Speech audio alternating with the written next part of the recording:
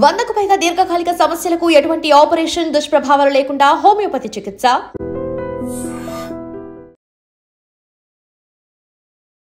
మనకు చాలా మంది డే టు డే లైఫ్లో ఒక్క ప్రాబ్లం అయితే రిపీటెడ్గా ఫేస్ చేస్తూ ఉన్నారు.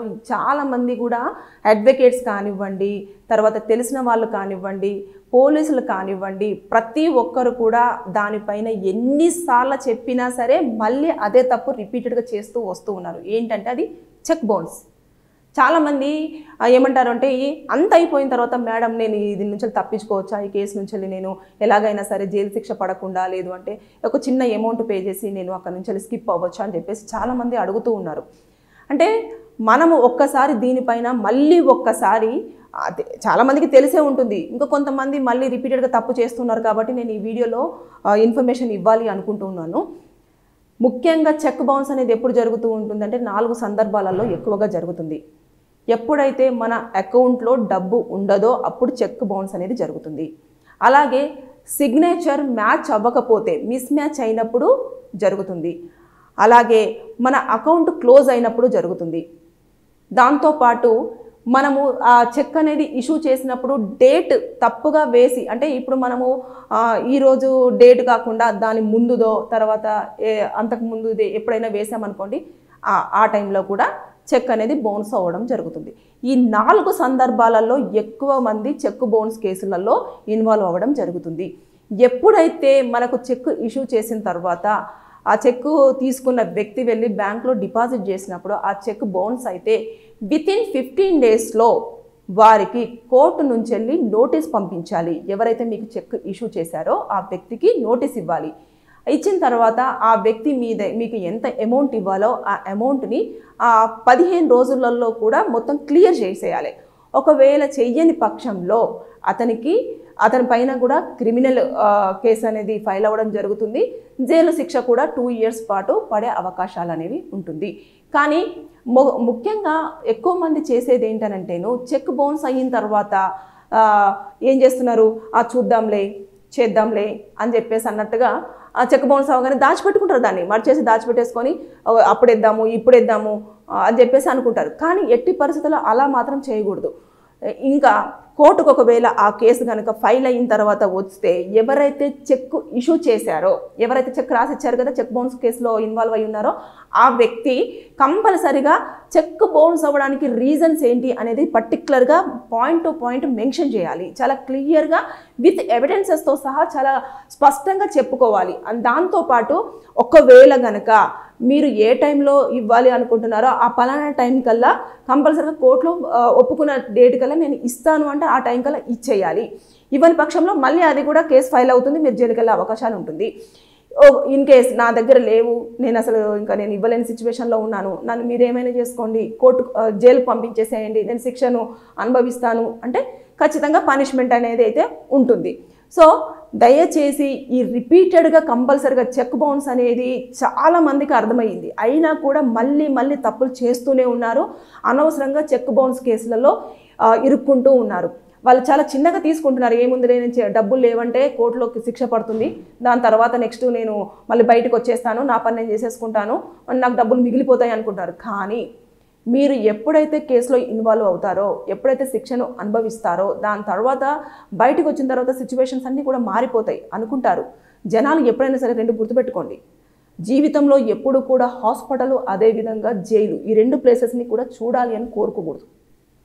సో మనం అదిని క్లియర్ చేసుకోవడానికే ప్రయత్నం చేయాలి.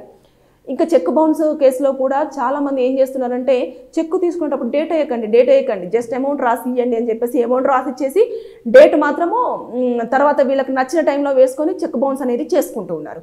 అలాంటి టైంలలో కూడా వాళ్ళు ఏమంటారంటే, నేను అప్పుడు డేట్ వేయలేదు, నా రైటింగ్ ఇది కాదు అని చెప్పేసి మళ్ళీ వాళ్ళు ఏం చేస్తారంటే DNA టెస్ట్ కింద నా రైటింగ్ చెక్ చేయండి అని చెప్పేసి వాళ్ళు ఈ కేసు కూడా ఫైల్ చేయడం అని జరుగుతుంది. అక్కడే మనకే డబ్బులు ఎక్కువగా పోయే అవకాశాలు ఉంటాయి. మనకు వచ్చే డబ్బులు ఎంత ఉన్నా కూడా ఎక్కువగా పోయే అవకాశాలు ఉంటుంది. ఒకవేళ కనుక ఇస్తాను అన్న టైంకి కనుక చెక్ బౌన్స్ అయిన తర్వాత కోర్టులో ఒక టైం ఒప్పుకొని మీరు ఆ డబ్బులు అనేది ఇవ్వకపోతే వాళ్ళు విత్ ఇంట్రెస్ట్తో కూడా క్యాలిక్యులేషన్ అనేది చేస్తారు. అది కూడా నష్టపోయే అవకాశాలు ఉంటుంది. సో మీకు స్తోమతైనంత వరకే అప్పు చేయండి. దాని తర్వాత ఆ అప్పుని ఇవ్వాలి అనుకుంటే కొంచెం వాయిదాల పద్ధతిన ఇచ్చే అవకాశాలు చేయండి. కానీ ఈ రోజుల్లో అప్పు ఇస్తే గోడకేసిన సున్నం, గీకుతే గోర్లలో నుంచి రక్తం వస్తుందే తప్పించి అప్పు మాత్రం వసూలు అయ్యే ఛాన్సెస్ లేవు. సో దయచేసి మీరు డబ్బులు ఇచ్చేటప్పుడు 1-2 సార్లు ఆలోచించండి. దాని తర్వాత కేసులలో ఇన్వాల్వ్ అవ్వకుండా చూడండి. ఇచ్చేవాడు బాగానే ఉంటున్నాడు, తీసుకునేటప్పుడు మాత్రమే చాలా ప్రాబ్లం అనేది ఫేస్ చేస్తూ ఉన్నారు చాలామంది. ఇవే కేసులు, మేడం నేను డబ్బులు ఇచ్చినాను ఇవ్వట్లేదు, నేను ఏం చేయాలి, నేను ఎలా అప్రోచ్ అవ్వాలి, నేను ఇన్ని లక్షలు ఇచ్చాను నాకు అసలు డబ్బులు ఇవ్వట్లేదు, ఫోన్ ఎత్తట్లేదు, ఫోన్ స్విచ్ ఆఫ్ చేశారు, ఎక్కడికో పారిపోయారు, అసలు ఎక్కడ ఉంటున్నారో తెలియట్లేదు, నేను ఎక్కడికి నోటీస్ పంపించాలో తెలియట్లేదు, నేను ఏం చేయాలి. ఇవన్నీ ప్రాబ్లమ్స్ కూడా జరుగుతూ ఉన్నాయి ఈ రోజుల్లో.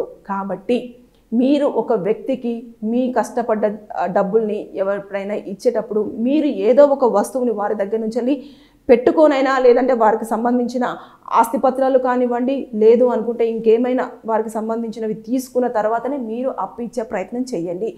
అంతేకాని దాని తర్వాత ఇచ్చిన తర్వాత వారేదో ఇబ్బంది పెడుతున్నారని చెప్పేసి కోర్టుల చుట్టూ తిరగాలి అంటే మీకే నష్టం, మీ జేబుకే చిల్లు పడుతుంది. కంపల్సరిగా ఫీజులు లేకుండా మాత్రం ఏ కేసు కూడా ఆర్గ్యుమెంట్కు రాదు. కంపల్సరీ కోర్టు ఫీజులు ఉంటాయి, అడ్వకేట్ ఫీజులు ఉంటాయి, ఇవన్నీ కూడా జరుగుతూ ఉంటుంది.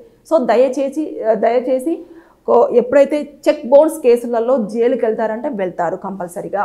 అదేవిధంగా ఫైన్స్ కూడా పడతాయి, శిక్ష కూడా అనుభవించే అవకాశాలు ఉంటుంది. దీనిని మీరు ఎంతో కొంత ఇచ్చేసి దులిపేసుకుంటామంటే కుదరద్దు. మీరు ఎంతైతే అప్పు తీసుకున్నారో దాని ప్రకారంగానే వారికి, ఎందుకంటే మీకు అవసరం ఉన్నప్పుడు డబ్బులు ఇచ్చారు కాబట్టి వారికి మీరు కంపల్సరీగా తిరిగి డబ్బులు ఇవ్వాల్సిందే అని కోర్టు చెప్పడం జరుగుతుంది. ఏమైనా ఎక్కువ ఇంట్రెస్ట్ కనుక మీరు డబ్బులు ఇచ్చేస్తే అప్పుడు అది 2% కింద మాత్రమే కోర్టు క్యాలిక్యులేషన్ చేస్తుంది. ఎందుకంటే ఎక్కువ 5% కానివ్వండి, 10% కొంతమంది అప్పులు తీసుకుంటూ ఉంటారు. తీసుకునేటప్పుడు ఇంత పర్సెంటేజ్ నేను ఇంట్రెస్ట్ చేస్తున్నానని చెప్తారు. అంత పర్సెంట్ మాత్రం కోర్టు ఎప్పుడు కూడా యాక్సెప్ట్ చేయదు. ఓన్లీ 2% కింద మాత్రమే క్యాలిక్యులేషన్ చేసి వారికి డబ్బులు అనేది వారికి వచ్చేలాగా ప్రయత్నం చేస్తుంది. ఒకవేళ వాళ్ళు ఇయ్యలేని పరిస్థితుల్లో మేము ఇవ్వము అని చెప్పేసి చేతులు ఎత్తేస్తే మాత్రం కంపల్సరిగా వారికి జైలు శిక్ష పడే అవకాశాలు ఉంటుంది. 2 సంవత్సరాల పాటు జైలు శిక్ష, దాంతోపాటు జరిమానా కూడా విధించే అవకాశం ఉంటుంది. సో జాగ్రత్త. ఎట్టి పరిస్థితుల్లో కూడా మీరు అప్పు ఇచ్చేటప్పుడు కానివ్వండి, తీసుకునేటప్పుడు కానివ్వండి కొన్ని జాగ్రత్తలు పాటించండి. చెక్కు విషయంలో కూడా జాగ్రత్తగా ఉండండి.